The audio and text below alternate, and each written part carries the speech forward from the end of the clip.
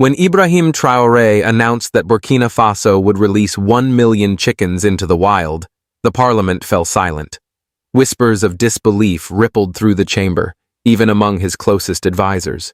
The press mocked him instantly, calling it a chicken circus in the desert.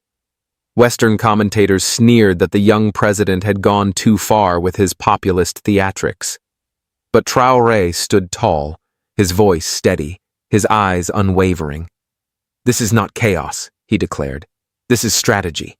The nation was cornered. Locusts swept across the Sahel like black clouds, devouring fields of millet, sorghum, and maize. Caterpillars chewed through whatever remained. In a matter of hours, months of labor turned to nothing. Farmers stood silent before empty granaries and dead fields, wondering how their children would eat. International aid organizations, as always, promised help, but their solutions were slow, bureaucratic, and dependent on expensive chemicals flown in from Europe. Traore knew that path too well. It meant dependency, poisoned soils, and no future. He needed something different, something African, something sustainable. And his answer was chickens. To the outside world, it sounded absurd, but Traore saw what others had missed. Chickens were nature's underestimated soldiers. Each bird could devour hundreds of insects a day: locusts, caterpillars, beetles, worms. Multiply that by 1,000,000, and you had a living army. But chickens were more than soldiers. "Every chicken is a fighter," he told his people, "but also a provider." Once the pests were gone, the birds would lay eggs, multiply, and feed the nation. A food revolution disguised as pest control. On the day of the release, convoys of trucks rolled out from Ouagadougou, stacked with wooden crates clattering with restless wings. In villages across the country, crowds gathered in dusty fields, waiting. When the crates opened, chaos spilled out. Thousands of chickens burst into the grasslands, scratching at the dirt, chasing insects. Children laughed, running after them. Farmers watched in cautious silence, torn between hope and doubt. Cameras from around the world captured the bizarre sight, a poor nation unleashing a feathered army against its ancient enemy. And then, the miracle began. Within weeks, farmers reported smaller locust swarms. Fields that should have been stripped bare were still standing. Pilot zones showed nearly 40% fewer losses compared to untreated regions. At the same time, eggs flooded into local markets, prices dropped, and protein returned to children's diets. Women sold eggs by the roadside. Families who had received a few chickens soon had flocks. What had been dismissed as a stunt was already reshaping Burkina Faso's economy. The Western media mocked relentlessly. Headlines blared, "Burkina Faso goes to the birds," or "fighting locusts with chickens." But Traore didn't flinch. In interviews, he smiled and said, "Yes, chickens may sound foolish, but sometimes the foolish win." The ridicule slowly turned to curiosity. European think tanks began publishing reports. Universities sent students to the Sahel to study the outcomes. What had begun as a joke was gaining credibility. Neighbors took notice too. Niger, Mali, and Chad quietly sent delegations to observe.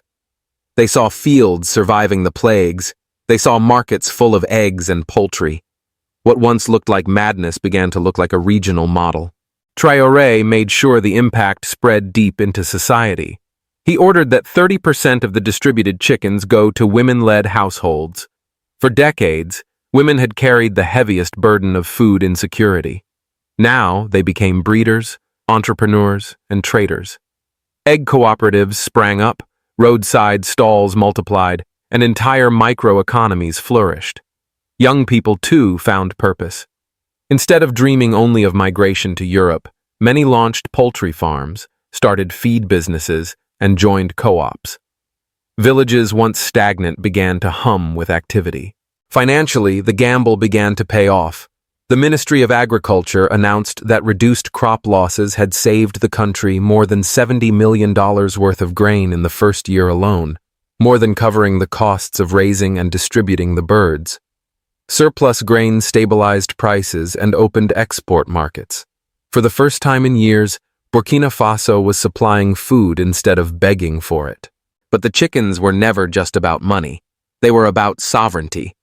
At an African Union summit, Traore declared, "A nation that can defend itself against locusts with chickens can defend itself against poverty with courage." The hall erupted in applause. In that moment, every bird scratching in the soil became more than an animal. It was a symbol of independence, a living statement that Africa could solve its own problems on its own terms.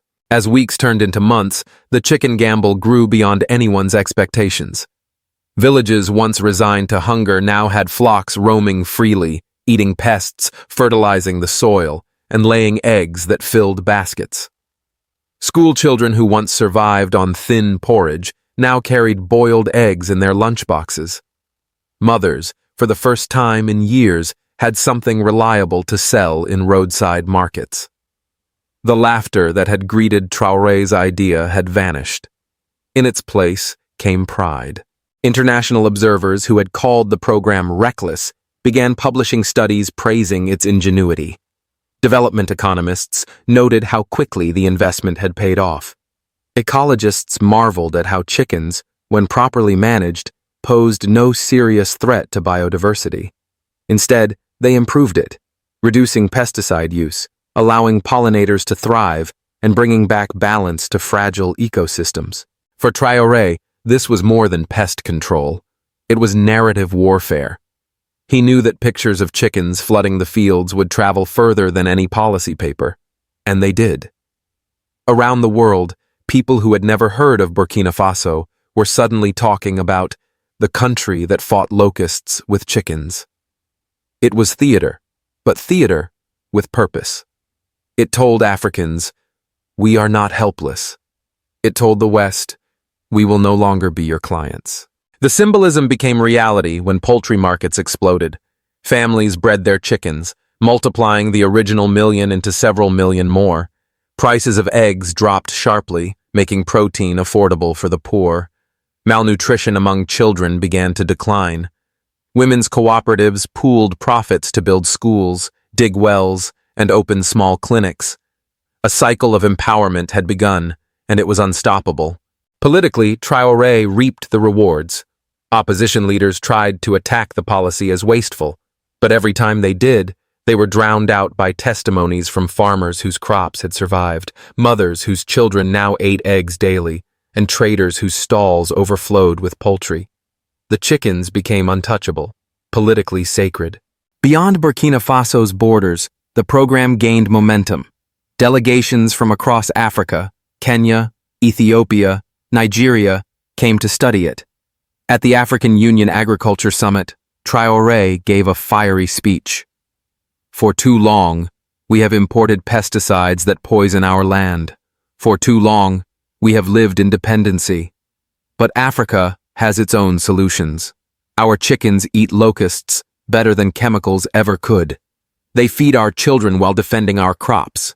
This is sovereignty with wings." The hall erupted in applause. Global media, once mocking, began to romanticize the story. They dubbed Traore the poultry president, the captain of chickens.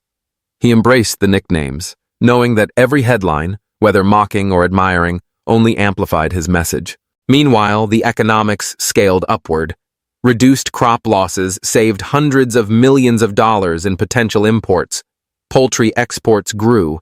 Burkina Faso even began supplying chicken meat and eggs to neighboring countries. What had started as a gamble became a pillar of the national economy. Traore leveraged the momentum to push deeper reforms. He subsidized poultry feed made from local grains, creating a loop. Farmers supplied grain to poultry keepers. Poultry protected the fields, and the cycle strengthened itself. He expanded veterinary training across rural regions. He invited African and South American experts to integrate chicken-based pest control with modern agroecology. It was not chaos. It was a carefully designed ecosystem of regeneration. By the third year, Burkina Faso had cut its grain losses by more than half. Malnutrition among children plummeted. The poultry sector created tens of thousands of jobs. And the political psychology of the nation had shifted. Farmers who once prayed for foreign aid now said proudly, "We have our own solution." Youth painted murals of chickens fighting locusts. Musicians wrote songs about the birds of the revolution. What began as a tactic had become a myth. And myths, as every politician knows, are stronger than policies. Internationally, the chickens became diplomatic weapons. At the United Nations, Traore declared, "We did not wait for the IMF. We did not wait for the World Bank. We did not wait for aid that never arrives. We used our own hands, our own birds, our own courage." Delegates who had once laughed now applauded. What started as ridicule had become reverence. As climate change worsened global food insecurity, Burkina Faso's gamble stood out as a model. African nations began experimenting with their own versions. An African Biocontrol Alliance was born, one of the first agricultural initiatives not imposed by donors, but created by Africans themselves. By the 5th year, Burkina Faso was not just feeding itself, it was exporting poultry and grain, negotiating with Europe and Asia from a position of strength. When Western negotiators tried to pressure the country, Traore answered bluntly, "We feed ourselves now. If you wish to trade, trade with us as equals." Chickens had become bargaining chips on the global stage. And perhaps the deepest legacy was psychological. For decades, Burkina Faso had been labeled fragile, dependent, a beggar nation. The million chickens shattered that story. Citizens now saw themselves as innovators, survivors, leaders.